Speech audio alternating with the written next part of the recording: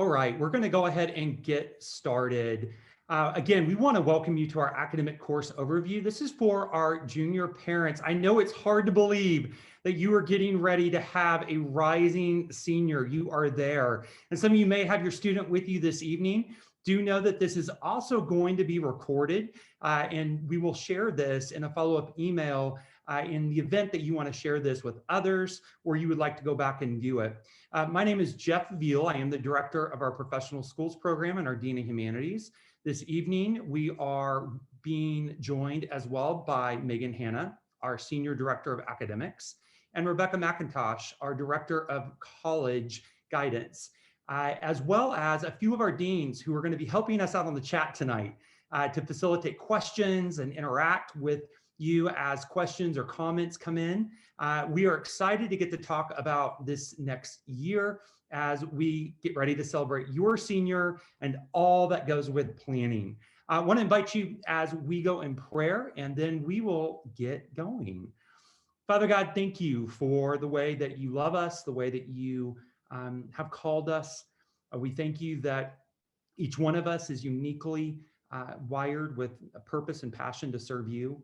Thank you tonight as we consider the courses, the options, college, life beyond for our students. It is a joy and a privilege to get to serve our legacy community, and we ask that your sovereign hand guide us as we make decisions, as we partner together, and as we work to ensure that we are supporting our kids. And thank you just for the privilege that we have to be in school and to learn and to grow and to call on you as our Lord and Savior and your Son. Amen. All right, well, we're going to go ahead and get started tonight. And so I want to, as we get going, kind of familiarize you with a couple of things as we look at our academic courses. For you junior parents who've been with us a little while, you are familiar with our Legacy Core. And as we know, for a student to graduate from Legacy, they have basic core requirements for each of these classes. By now, your student has satisfied the majority of their core, with the exception maybe of a couple of classes going into their senior year regarding math and science and some of those pieces. Just that reminder that our students have 3 credits for Bible, 4 for English, 3 for history, 4 for math with all the required courses that go with that, 4 for science, 2 for world languages, 1 for fine arts, and 1 for athletics and PE. And so the really great piece about our conversation tonight as we look to prepare towards the senior year is stopping to think about those courses that your student in particular can start to do within their professional school program, both within the school and the concentration. Their senior year is really going to be a lot about classes of choice, and we're excited about that for them and being able to do that. We work really hard to make sure our students are satisfying all of those graduation core requirements as we prepare them for graduation. So just to reorientate us for a moment, every one of our students in the upper school has selected somewhere in their career as a student a professional school. If your student joined us as a freshman, they picked their freshman year a professional school. Or if your student joined us as a sophomore or as a junior, they were given the opportunity based off of a set of analytic tools with UScience and their interest to have a designated area of study, a pathway. And we have 5 of those at Legacy. We have business, engineering and technology, fine arts, humanities, and medicine. And what does that mean for your student? Well, specifically, your student has the opportunity to build on that Legacy Core by taking additional professional core classes and specific concentration core classes that they take. So you'll notice within business and each of all of these different schools that there are concentrations they can focus on. So a student, for example, in engineering and technology may choose to go engineering pathway, computer science, or interdisciplinary. And we get asked a lot of great questions about what interdisciplinary means in each one of our professional schools. Essentially, that means that as a student who is very interested in getting the foundational courses required for that school, but they want to explore into some other areas, maybe because of athletics, or they have an interest in fine arts, or some desire, for example, this is not uncommon, for a student to be in humanities, but maybe they want to take an intro to health medicine class. It lets them go across the different professional schools because, as we know, these students are really making choices now, and we want to give them the opportunity. We will say this: if we have the opportunity for our students to be in a concentration, we will always encourage them that direction, because it really helps to give them that guidance and that clarity about the courses and the pathway to help them as they continue to grow and learn more about what they may want to do once they graduate high school, for college and life beyond. Our school degree plans, this is what guides each of our professional schools, and we're going to be providing those in a separate email to you this evening. Essentially, these are one-page documents that allow us to sit down with a student and ensure that we are following the core, the concentration, that we're satisfying all of those pieces to help them as they consider their concentration. So we'll be following up with that. But what exactly does that look like? Specifically, I wanted to give an example. When we sit down with a student and they are expressing an interest in the school business, we're going to go through every one of the concentrations, and your student has done something similar to this. But sometimes for us, being able to be re-exposed to it can be incredibly valuable. So I wanted to share an example of one of those with you. So you will see in the yellow that the legacy core for entrepreneurship and management, if you're a School of Business student, is going to follow them all 4 of those years. And then somewhere along the way, they're going to start taking their sophomore through senior year servant leadership as a biblical worldview class. Business concepts, our foundational course that we have within business. Then they're going to take business mathematics and financial literacy, business applications, which is our more advanced business class. And then they're going to have a capstone, an opportunity for them to really finish out that senior year with an experience that we like to think is very summative of their career within professional schools and their time at Legacy. So let's talk for just a moment about our senior capstone. Within our senior capstone, students have the option at the end of their junior year, as they are sitting down with their dean, to be able to decide if they want to take that next step to do an internship and independent study with mentorship.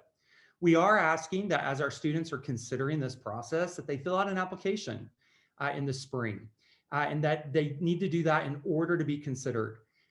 It is important that if the student is looking at having a capstone their senior year, that we make that decision no later than May of this year for scheduling and placement purposes.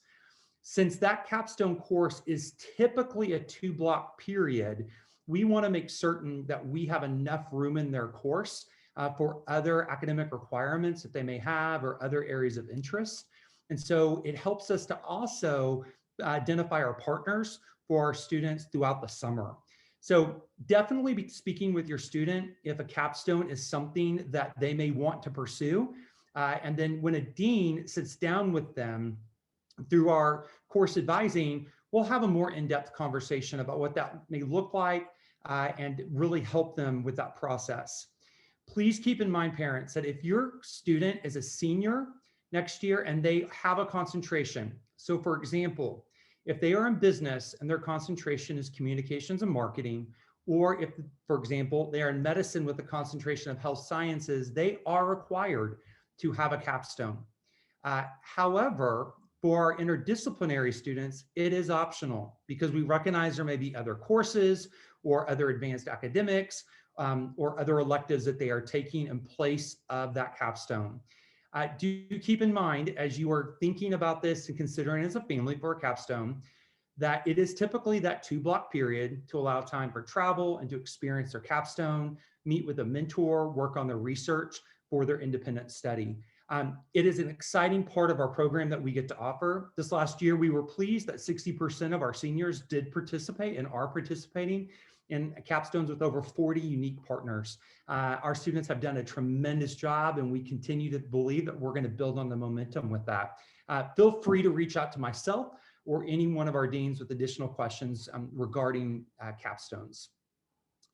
The other piece that we always like to remind is, yes, we know we are in junior year, and we know that it may seem that there are a lot of big decisions ahead, and there are. But we like to remind our students that thankfully and gratefully, you are not deciding your whole life, even in high school, for college and life beyond. But in the spirit of that, for our juniors, we are asking that any PSP school changes occur this spring during advising, meaning that once we get into summer and into the fall, even during our time when we do course changes, that we do not facilitate PSP school changes, typically because of the requirement for those classes and making sure that that student is able to graduate with the classes that they need. And so this would be the time this spring, if there's any thought. So for example, sometimes we will have students move from like a humanities to a fine arts and a fine arts to humanities because some of those course requirements are incredibly similar. That is fine, but that definitely needs to happen this spring during our advising time. Also, we always like to remind parents and our students that if they have chosen medicine and engineering school concentrations, to really pay close attention to those math science core class requirements for senior year, because those particular schools may have additional fifth math or a additional science.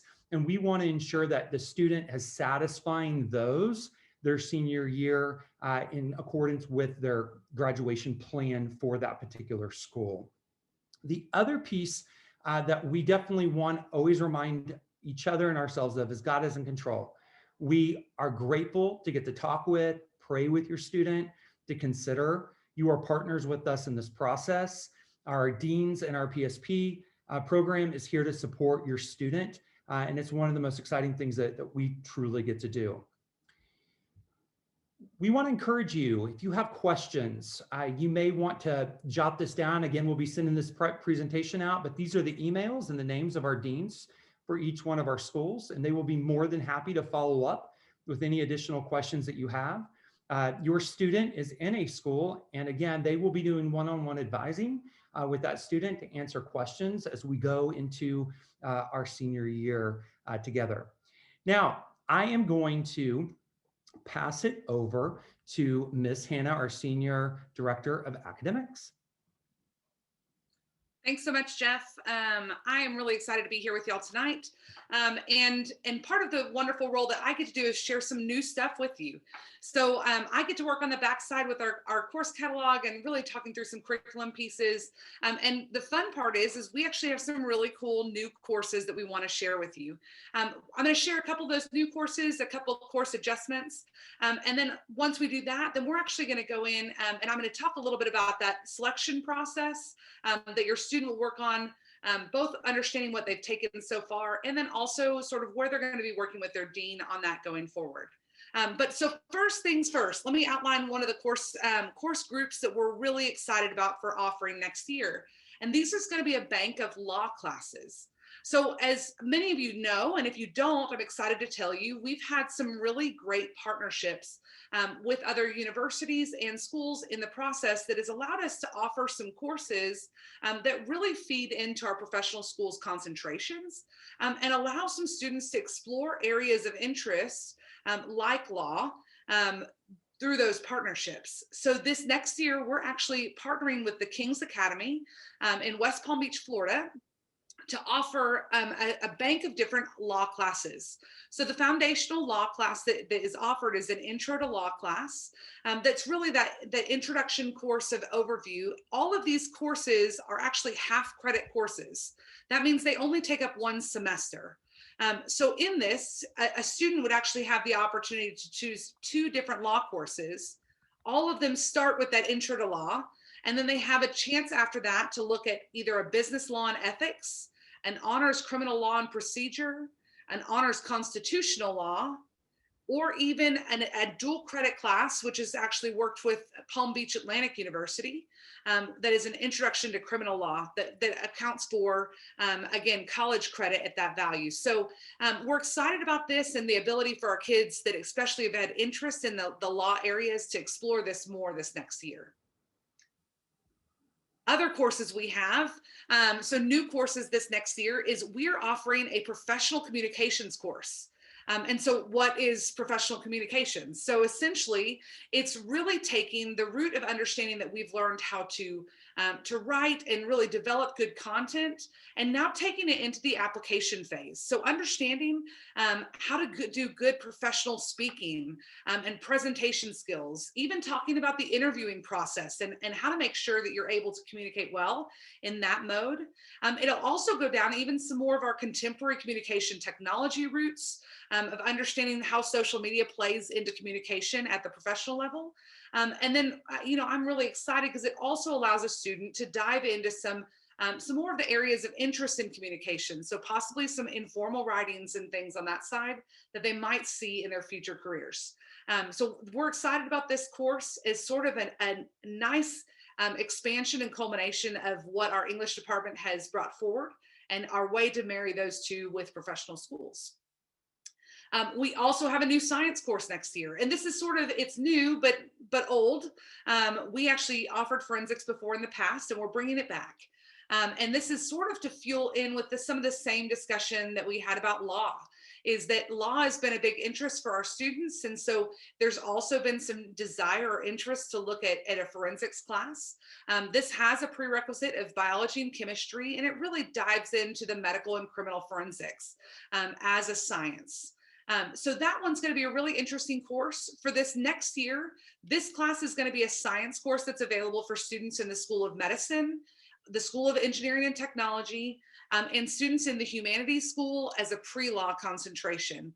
And your deans will work with your student to make sure they understand if they qualify for this course, but we're excited about this as possibly a really interesting supplemental course for some of our science students. From there, we have one more other course that's new, and then we'll talk about some of our changes. So if your student took Digital Design 1, which is one of our core fine arts classes, really starts into the wonderful world of digital art creation and works with Adobe Suite. We're actually expanding that even further this next year because of some of the interest we've had and the need for a lot of students to understand how to really work in that digital and graphic design world.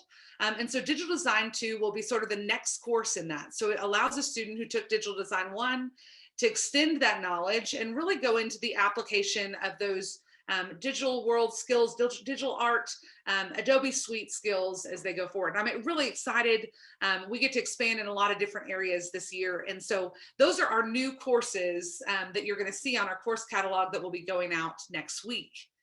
So we wanted you to be aware of those. And then a couple adjustments that have happened. And a lot of this is for naming based off of, and I'll tell you, one of the reasons we consider a name change for a course is often because of some other correlations to potential certifications or understandings in the world of academics long-term. So what you'll see is that what we have now is business concepts, used to be called business foundations. So you may have a student in that this year. And just to be clear, that means that if they took business foundations, it's the same course. So they don't have to retake anything because the name changed. It's exactly the same. In the same light, business management, we've adjusted that name to be business applications because it really does describe more of what we're doing. Is we're going to dive into understanding how do we take those concepts that we developed in business foundations, that world, and apply it to what different areas of business you're going to see. What has been formerly was financial algebra is going to be business mathematics and financial literacy. Again, really talking about a course that outlines a more clear understanding of what a student is getting out of that course, is understanding the basics of business math and then diving into that financial literacy world. Similarly, early ed aid has become early ed and training.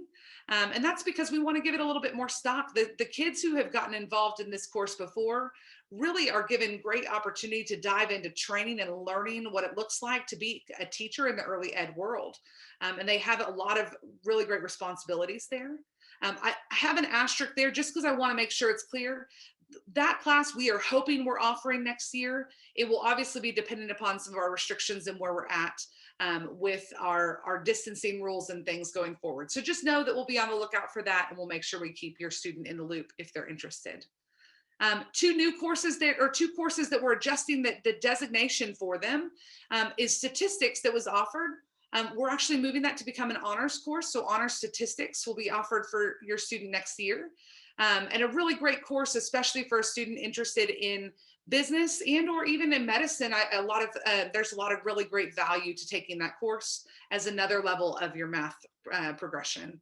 And then honors Christian mind. So for those of you sort of seen as we've gone through the years, and I think your student has gotten to experience it probably the most, we've really tried to expand our Bible department, allowing an option for a student to really extend their biblical knowledge by taking an honors class in their Bible selection. So by expanding that into honors worldviews, honors apologetics.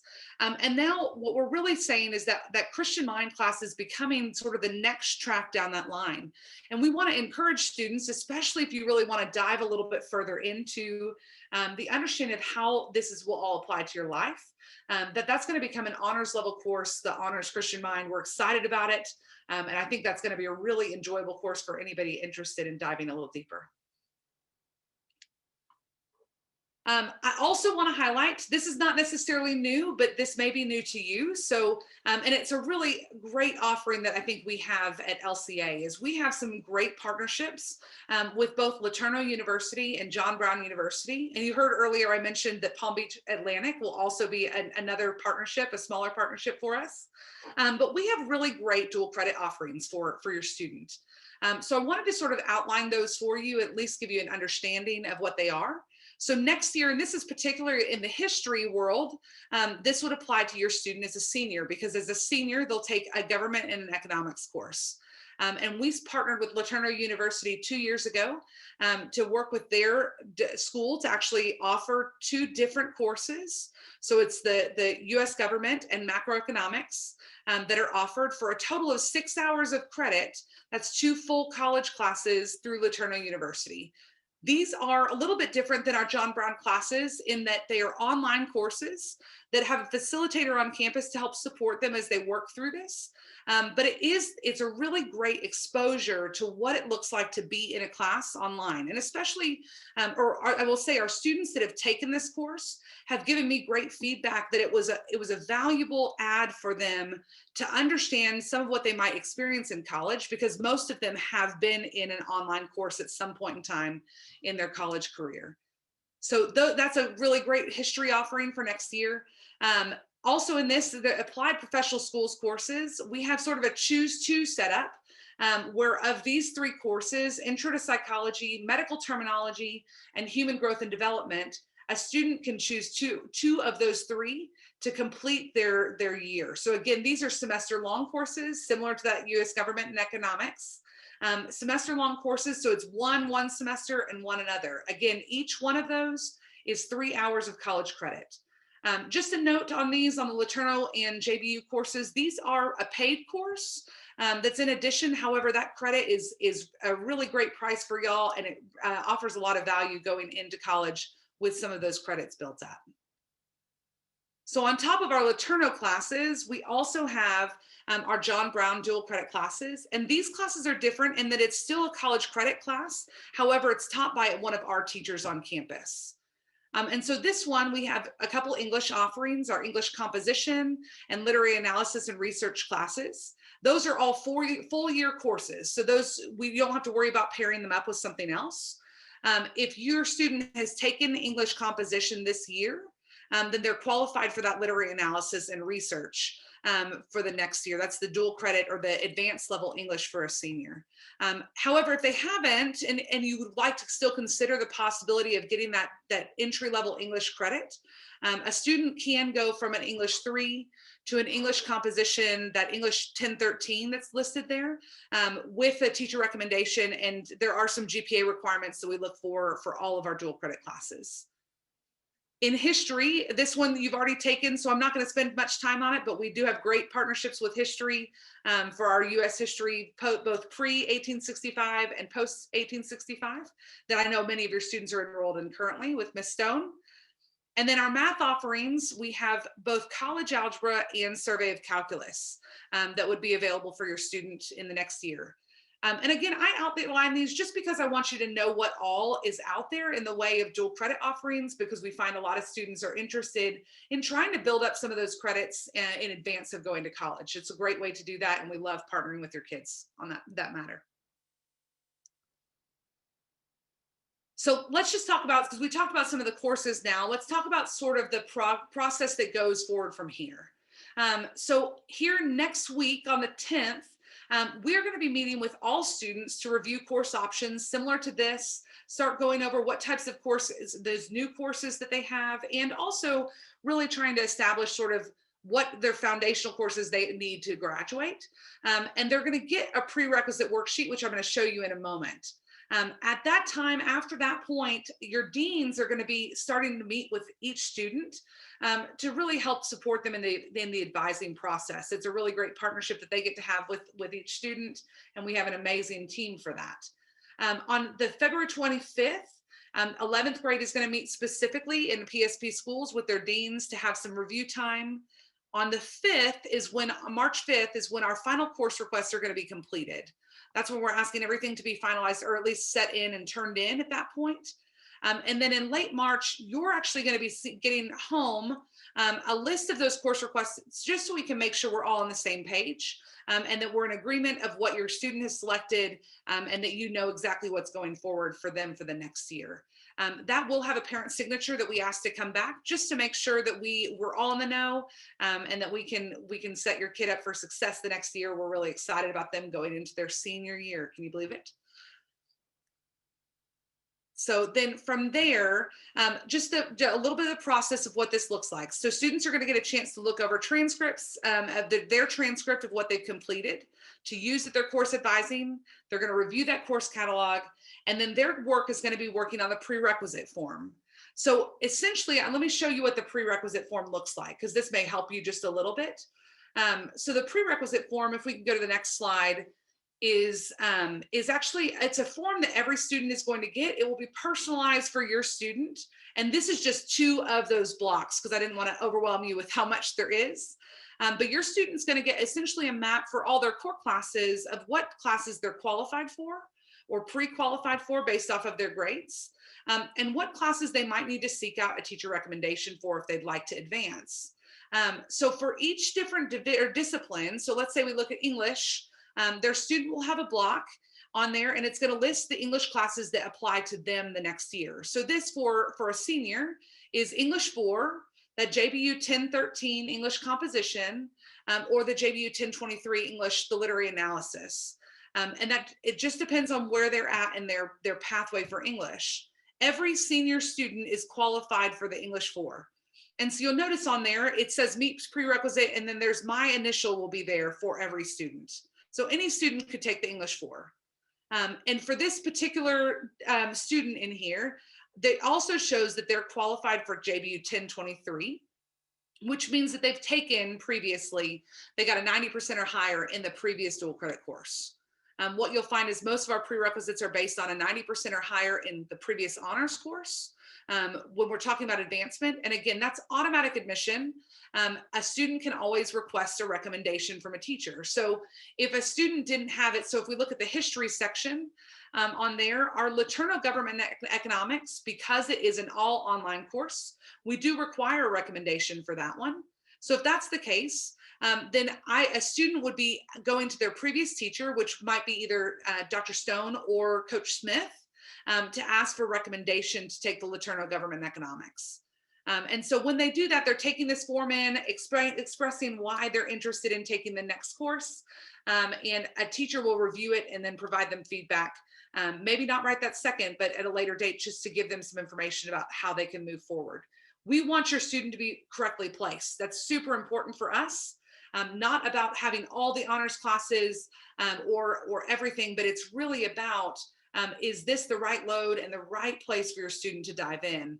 And we want to facilitate that and encourage your student to be the best they can in each level that they're at. But this is one of our ways to help sort of work through the process with them for them to understand leveling for courses. And each student will get this next week. So I'm excited for this to go out, and you may be seeing this from your student as well. And this will be sort of the initial parts of the conversation that we have about course selections. So what are the key dates that you need to know, or key windows that you need? So here in February, we're pretty much working on course advising. In March, we're going to finalize our course requests. So that's going to be when they're settling them in and you're receiving that confirmation. And then in April is really when that confirmation is coming back from you, and we're working forward with starting the process of scheduling. So hopefully that gives you a little bit of an overview of everything that's going on. I know there's so much more, and if you've got questions, please post them in the chat. And if you've got any questions that are for me, please feel free to reach out. I'm happy to help answer anything that's out there. For now, I'm going to go ahead and pass this over to our Director of College Advising, Ms. Rebekah McIntosh, to talk about all the next things after here. Wonderful. Thank you so much, Megan. That was super helpful as we navigate just picking courses and being on the right track to graduation. So thank you all for being here. It's such a joy to see so many families with us tonight. And I'm excited to be going over the college discovery process with you once again, but as 11th graders, as we almost have our senior class. And so what I'm going to do tonight is really cover a broad general view of the application process. We're going to talk about COVID changes and just changes we've seen in the admissions world. And then really what I want to do is just assure you that as we're talking through this process in general, we'll have opportunities to meet individually with your family as we walk through our junior family conferences one-on-one to answer any of your specific questions. But again, definitely use that chat if you have questions tonight as well. So first, we're going to start off just with goals for the night. Really want you to walk away with a better understanding of the process. I know we cover this information from year to year, but I think it's really different as you see it from the perspective of having an 11th grader about to apply. And we're going to be covering what needs to be happening now. And then I want you to understand basic skills as far as test scores, where we are with COVID policies, etc. And then our long-term goal, my heart is really just to help you and your student find the best fit college. And so we want them to leave legacy. We know that we've prepared them and we want them to thrive in their college environment. And then we also want your child to just be the best learner that they can be. And we do a great job of giving them that foundation at legacy to then take that beyond to the college level. And then want your family to know the resources available to you as you walk through this process. So the first thing that I want to go over is how does COVID-19 impact this process?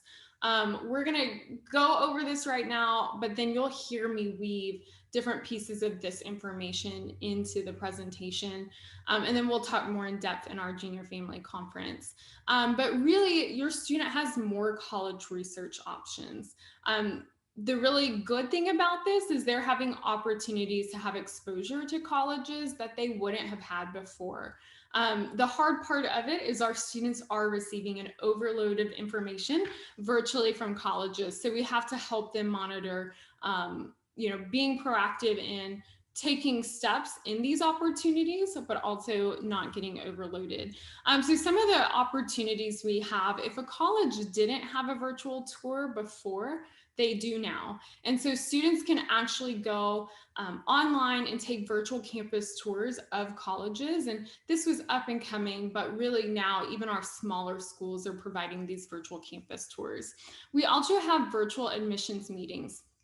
So in the past, we had some colleges that were really good meeting one-on-one with families, and some that it was just hard to get them on the phone to answer your questions.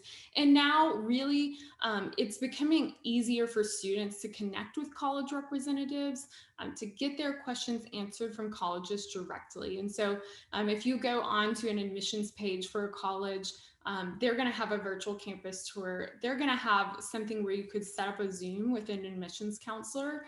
And then we're also seeing a shift of these events that you used to have to pick up your whole family to go do a junior Saturday preview day. These are now transitioning for the time being to virtual events. And so I'm seeing different Saturday junior events. I'm seeing different scholarship weekend competitions. All of those things have been moved virtually for the most part. And so with this, more opportunity. The hard part that I know our 11th grade families have felt, and I've seen this question come in the chat, is just campus visits. you know, really virtually, it's great to be able to see a campus, but nothing replaces being on campus and having that exposure. And so what we're seeing is it's college by college. And so, for example, a lot of our schools like Baylor and UT right now are just giving tours to the senior class, so the class of 2021. And so they will open that up soon. And I promise to do my best to keep you guys updated as I hear of that switch happening more and more with schools.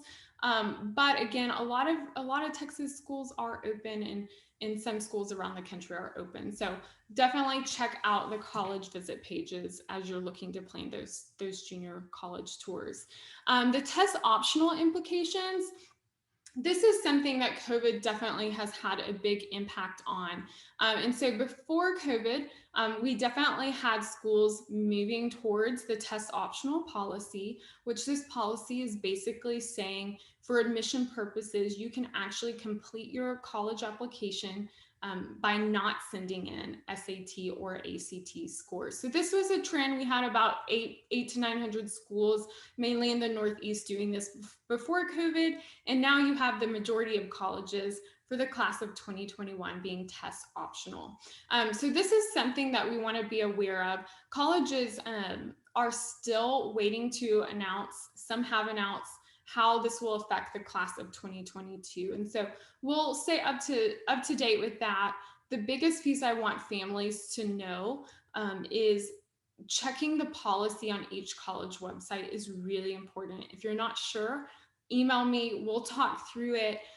But colleges are sometimes being test optional for admissions, but they're not test optional for scholarships. Some are and some aren't. So the key piece here with this test optional component is it could benefit your student in some rare cases, but really it's going to be best for your student to sign up to take the ACT, to register to take that, and to continue to test over the next year and a half. So definitely check each college policy. And then the changing policy. One thing I want to let you guys know is obviously most of the class of 2021 colleges were test optional, and they had different policies because of COVID. Some schools like UT, A&M, Baylor have announced that they will be test optional for the class of 2022, but colleges are really slow to update their policy. So most of our colleges haven't announced policy for you guys. And so we'll just need to stay up to date as they inform me. I'll do my best to inform students and families applying to those schools. So I know that was a lot, but again, I'm going to weave this information throughout as we go throughout the presentation. And so what I want to do now is look at the strengths and experiences that matter to colleges. And I could sit here and talk to you about my experience from previous admissions work, or what I see from legacy students applying and their admission results. But I want us to have a broader scope. And so the Independent Educational Consultants Association does a survey every year, and it changes. And so I update these records, but I want us to look at this list of number 1 through 12. And I'm not going to read these off because we'll break them down in the presentation. But I want you to see that really numbers 1 through 5 don't change. These are the consistent pieces that are still going to be really important as your student looks to apply to college. And we'll talk through all of these as we go throughout. So I want to simplify the process, and we are going to break it down into 3 steps. And so if we'll go ahead, we'll move the slide on. So the 3 steps, the first is academic ability. And so students can be very involved, hold leadership roles, but still the most important piece to colleges is the student's academic ability and how prepared they are for college. And they use these 4 different categories to help determine that. So the school curriculum, the grades and GPA, standardized test scores, and intellectual curiosity. So let's break those down just a little bit. So for our high school curriculum, the important piece is students taking challenging courses. So you just heard about our new courses, our dual credit offerings. This is something to really communicate as you're working with your dean, selecting the right amount of challenging courses. We don't want your student to be overloaded senior year because I always say filling out college applications is really like a part-time job. So it will take more time than they've had to spend on college in previous years, but we want to make sure that students are challenging themselves. Another piece they're going to look at is the grade point average of students' GPA. And so we want students not only taking rigorous curriculum, but we want students doing well and keeping up their grades. And so the biggest piece that an 11th grader could take away is they have 3 short months to have the strongest and best semester that they can to end their junior year with the highest GPA that they can. And so this is a really important semester for a student to finish strong and get those grades as strong as possible. Another piece colleges are looking at are the ACT, the SAT, and really these should be consistent with a student's grade point average. So we want them to be consistent. And if for some reason a student is not a great test taker, we're going to talk through some strategy there later on in the presentation. And then intellectual curiosity. And so this is the piece that is very subjective. Colleges look at this different. It's not as straightforward as your GPA or the rigor you chose.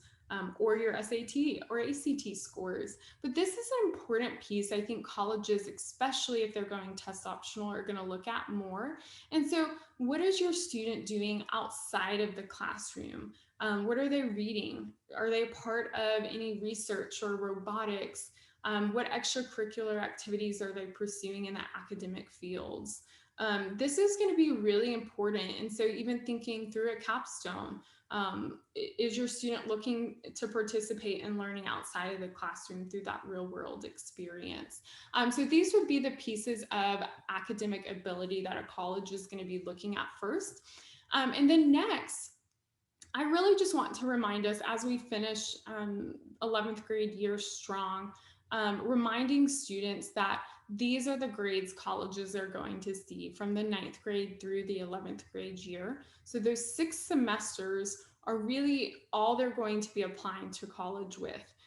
Now, as an 11th grader, it's tempting to think my 12th grade year grades don't matter. And that's very false. So I really want our families and students to be encouraged that what you take 12th grade year really does matter. So as you're applying to each college, colleges are going to be looking and they ask me for a student's senior year schedule. So it'll be really important to show that a student is continuing to take the same amount of rigor they've been taking or even increasing. Maybe a student who hasn't taken any advanced courses might look at taking 1 or 2 their senior year.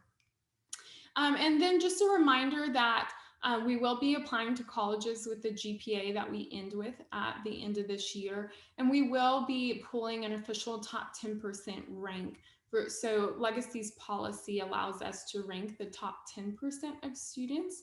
And then for students that don't fall in that top 10%, they'll be applying as a non-ranking high school. And so we don't rank students beyond that. And that really is to benefit a student in the application process. Okay, and so the next piece I want to talk through is the admissions testing. And so you're in the 11th grade, you've walked through the PSAT, the pre-ACT, but what I really want you to make note of is the March 2nd ACT at Legacy. And so registration is open now on the Legacy website. And I'll make sure and put a link when we're done with the presentation for you to even just click that and be able to sign up and register your student for the ACT. But we'll be giving it again during the school day. So I really encourage your student to sign up to take it then. And then if your student is in the LLC, definitely get with Holly Hammond about registration for students needing accommodations.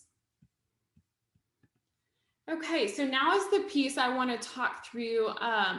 Test prep is very important. And so if a student, for example, is testing and really just not seeing that it matches with their academic ability, I want to encourage them that test prep can go a long way. And so there's several resources that I want to just have you take note of. One is the ACT Academy, and this is a free resource through the ACT. And so this is something you can log in and a student can practice. There's full-length practice tests, and it will help them work through problems that they're needing help with. Another is something that Legacy purchases each year. I've sent emails to you guys and reminders to your students that Better Prep Success is an online video curriculum that students can walk through. It's video instruction, and then the benefit is there's 5 to 6, if not more, full-length practice tests. And so even if your student is doing tutoring outside of these programs, it's still a great resource to get on to print off full practice tests and use.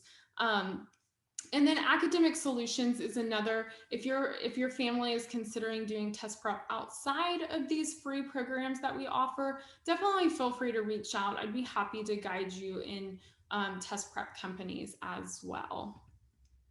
So why do scores matter? And so this year, obviously, we're balancing that test optional policy, but scores really matter for admission purposes. So we want, as your child is researching, as we are talking through and planning what colleges are a really good fit for your child, we want them to have every opportunity possible. And so having the ACT score that matches the scores colleges are admitting is really important. We want them to have every opportunity to go where they want to. So for admissions and then scholarship purposes, so really the ACT and a student's GPA are key factors as a college determines how much merit-based scholarship they'll give. And the key piece with this is merit-based scholarship is one of the most secure places to get financial aid because it's a guaranteed scholarship over a student's 4 years. And so that can really be helpful as we look to pay for college.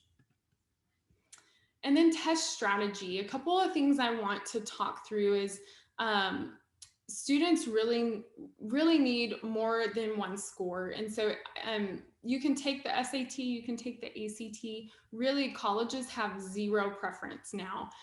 It wasn't always this way, but colleges really don't care what you send them as far as those two tests.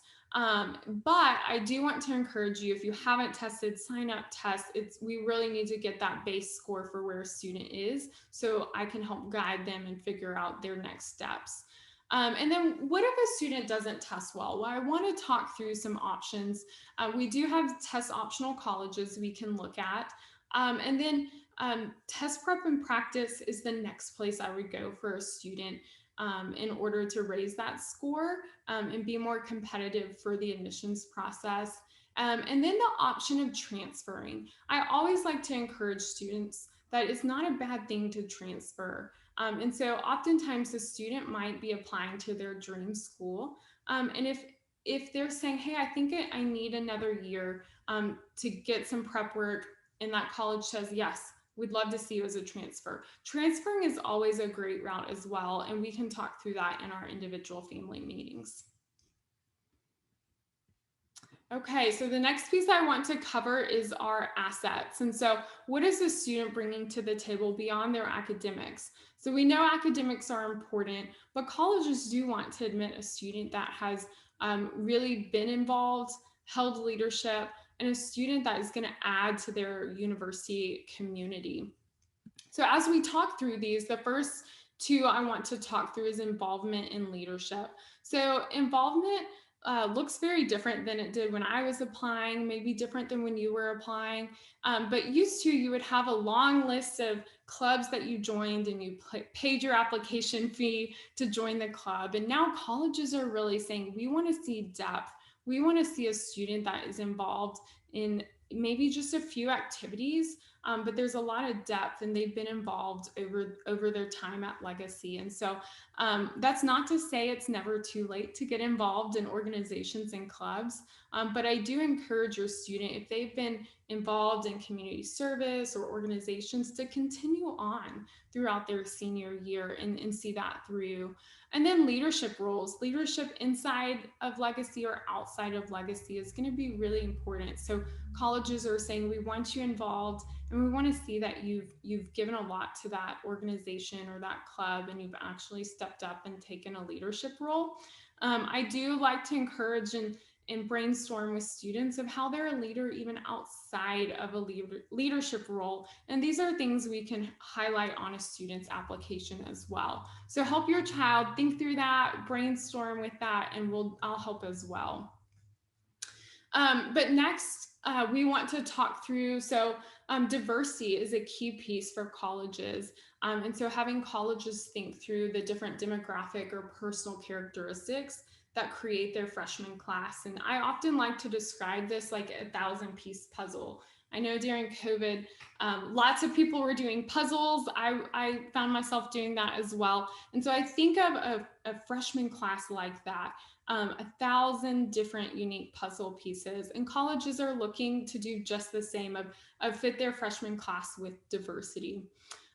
Colleges are also looking at special talent, and so that could be a student going to play sports, looking at athletic programs or different fine arts, theater, music programs. And then a student's character and value are important. And so while the student is filling out a lot of information on applications, this character and value piece really can come through with their consistent service hours. It can come through an essay, but really our recommendation letters, colleges are able to see students' strong character and values, which we'll talk about a little more later. So really some tips is having your student step out, run for leadership roles, and then another piece would be just consistency, and then a resume. Some of you may have a resume by 11th grade. If not, know that we'll be working on these in your students' English class. And so they'll have this as they walk into summer and as they participate in my college workshops. So they'll have that resume to have a really good list of activities they've been a part of. And I encourage you as a family to partner with me in that. You know your child way better than I do and have known everything they've done from 9th grade up until this point. And so maybe even sit down and schedule a time in the next few weeks with your child to write down all the involvement that they've done throughout their high school career. And so next, we're going to go over applications. And so as we are walking into application season, for the class of 2022, applications will open either July 1st or August 1st. These are two big application open dates. And so what are the pieces that colleges are going to be looking for beyond just filling out an application? And so we'll walk through this. The first piece is a well-written essay. And so not all colleges require essays, but most of them do now. And if not a full-length essay, they're having many short answer essays that students are writing to tell more about themselves. Strong counselor or teacher recommendations, and then demonstrated interest in attending. So for the essay component, the biggest thing I want to let you guys know is you can take a deep breath. These essays, students are actually going to be working on for an English assignment. And so this is a huge piece that our English department is so wonderful to partner with us. Later in the spring, the essay prompts will come out for the class of 2022. And so this will be a great time. Teachers will assign this as a grade for the class, and also a great way to have an English teacher edit your essay. I encourage students, come to me, we can brainstorm through topics you want to write on, but definitely taking this assignment serious is really important because it allows students to walk into summer with their college essay ready. College essays are a maximum of 650 words. So in the grand scheme, it's a tiny essay. And so this is going to be a really key piece for colleges to get to know your student better beyond just grades and rigor. Okay, the next piece I want to cover is recommendation letters. one thing I want to note is we do not require our teachers to write letters of recommendation, and we wouldn't want them to be required. It's such a joy, though, for them to write these that they never complain, and they're so excited to get to write these letters for your students. And so the key piece is to think through and start brainstorming with your family, teachers that your student may have built a connection with, teachers or classes that your student maybe started out struggling and worked really hard to grow over time to finish strong. So these are characteristics and or situations that would make for really good recommendation letters. But thinking through upper school teachers, primarily someone that your student has had this year or last year, so the more recent teachers that they've had is really helpful for colleges to see recent work. And then I always encourage to thinking through an advisor, an academic dean, somebody who has seen them grow over time. So we're looking for really around 2 recommendation letters with a max of 3, with someone from Legacy academic-wise, maybe a sponsor for a club, and then you always can get somebody outside of Legacy as well. So be thinking through that. And then next, we want to talk through demonstrated interest. And so you guys have heard me talk about demonstrated interest, but this is really important. Not all colleges track interest, but a lot do. And so this would look something very similar to a college sending your student emails and then tracking, okay, did the student open these emails? In fact, the example, I think I gave this last year, but it's such a strong example of a student applying to TCU. And I was on the phone saying, hey, could we get an admissions decision?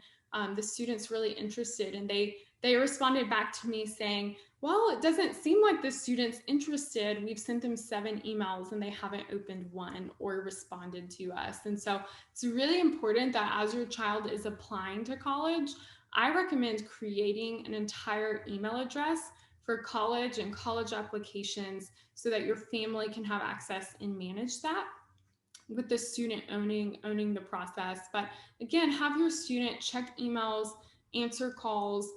Colleges are now texting students quite a bit, responding to texts. And then as you're going on campus visits and allowed to visit, making sure you're visiting the admissions office, letting them know you're there on campus so that they can see all the involvement you've had with their university. And then a quick note, I asked this in our junior family surveys, but if your student is interested in one of our military academies or being a student athlete, it's really important that you fill out the junior family surveys that I'll talk about here in a minute, and I've emailed about. It's important that you let me know that.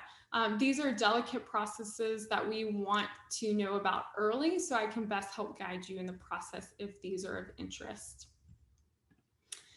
And then financial aid. This is a really important piece.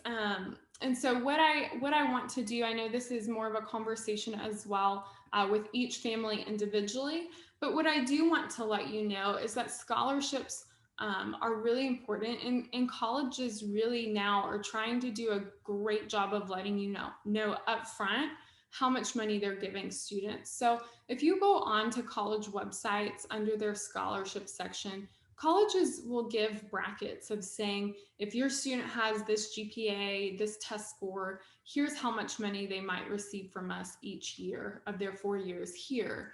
And so that's going to be really helpful, as well as scholarship calculators. The majority of colleges now have calculators where you can put in basic financial information, basic academics, and it'll give you a great estimate of what you might be paying at their university. But the key thing I want to note here is college-specific scholarships are our most guaranteed way of money. And so that academic scholarship through the ACT and GPA are really important, as well as I will guide your family through completing the free application for federal student aid, so the FAFSA. This will open starting October 1st. They use your prior tax information, the prior year. And so this is another important piece that I will keep you guys informed. I always email my families, hey, it's open, it's October 1st, and great resources to help you complete that as well. With this, In our college workshop, I do a whole section on students applying for scholarships, looking for scholarships, and some of these great resources listed to help them search for those as well. Okay, so the responsibility piece. And so as we walk throughout this process, really it's a partnership, and I want to partner with your families. One thing I want to let students know, and I communicate to students, is really it's their process to own. And if we'll go to the next slide, you can see that we want students to know that we are here to help guide them in the process. I am their #1 fan, and I know you are, but we want to guide them in the way of, it's not our application, it's yours. And so this is really a great opportunity for students to take ownership of it, and really a great stepping stone as they branch out into college. The parent responsibility. And so again, this is a partnership, and I really want to encourage that parents let students own this process. Definitely help them. We know seniors are busy. We know there's lots going on, but we want parents to really let students be the ones scheduling their campus tours, contacting admissions offices, and owning that process as well. We often think sometimes we're helping them and opening doors, but really, we're not allowing them to grow. And so we want them to grow in this process and take ownership. And if we'll skip 2 slides up. And then I want y'all to know that my role is here to be the biggest advocate for your child. And I want them to know all of their college options. I want them to feel confident in the process.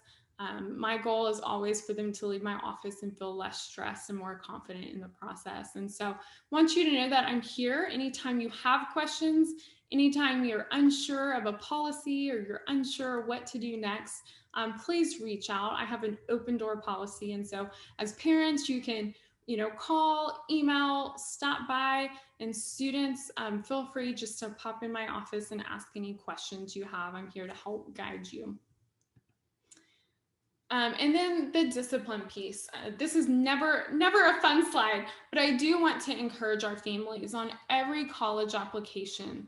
It used to be just a few, and now it's every college application. They make both the student and the counselor check if the student has had disciplinary violation. And this is a really important piece that as technology is increasing, I want to encourage our students that colleges are starting to look on online material as well. So it's a great way for us to partner with students and really encourage to make sure what we're posting on social media, that we're okay with colleges or the world seeing it, and then making sure that we finish strong just in our academic and discipline. And then our next steps. So I've given you all a lot of information, but again, I want to encourage you that this is really the first conversation. This is just the beginning. And so the next steps for you, if you haven't filled out the student or parent survey in order to schedule our junior family conference, that's really your next step. And so the process we take, I've sent you guys an email, and I will send you another email this week, but I have both a student and a parent survey. And so this allows us to have the best meeting that we can have in the hour or so that we meet. So we know where the parent's thinking for college, where the student is. So fill that out. And then once both the student and parent fill those out is when I email you to schedule our appointment. And so our junior family conference is when we meet all in the same room together and talk through those surveys where your students interested in finding the best fit schools that they'll be looking to apply to. And then really the next step is the students' college workshop. And so like I said, in English class, they'll be working on their essay, their resume. And then in May is when I host our junior college workshop. And so they will walk through this workshop. Last year it was virtual, and we're still talking through if it will be in person or virtual, but the virtual component worked really well. It's 5 to 10 minute video clips that walk a student through filling out applications and everything they need to know. So I will walk through and tell a student, here's what you put in this line of the application, and we'll actually walk through full applications so that they're prepared and ready. And then I want you to know I work all summer as well too. So this is a great opportunity for your student. Not only are we preparing them for college applications, but again, I'll be here to help guide them as they start filling those out in August. So I know that's a lot of information, but I want to talk through if we have any questions that have come through that weren't answered. And so I'm going to look really quick to see if we have any questions. Yep, I think we answered them all. And so we just want to thank you guys for giving us an hour of your night to meet with us. And if you have any questions, I think we all did a great job of flashing our email on the screen. So reach out directly if you have any questions about your students' courses or college planning. Awesome. Thank you guys for joining us.